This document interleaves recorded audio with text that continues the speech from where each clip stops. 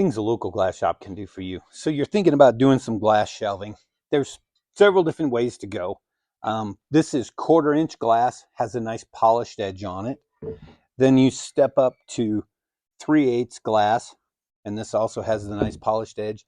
And this chunk is a piece of 1/2 inch that I've cut on. I haven't seen too much 1/2 inch shelving. It's getting more popular as 1/2 inch glass is becoming a lot more common and a lot more popular in design.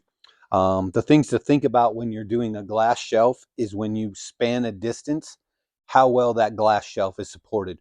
When you start to get pretty far out there, if there's nothing in the center, glass will flex. So if it says it'll hold 40 pounds and you put 40 pounds on there, put 42, what ends up happening is that shelf will bow and everything slides to the center and crashes down. If you're doing a shelf in a bathroom or in the shower, close to the shower, it needs to be tempered glass. So you kind of have to consider size because smaller pieces of glass are harder to cut. Sometimes you have to have a 12-inch diagonal. There's a few places that have smaller tempering ovens to do that.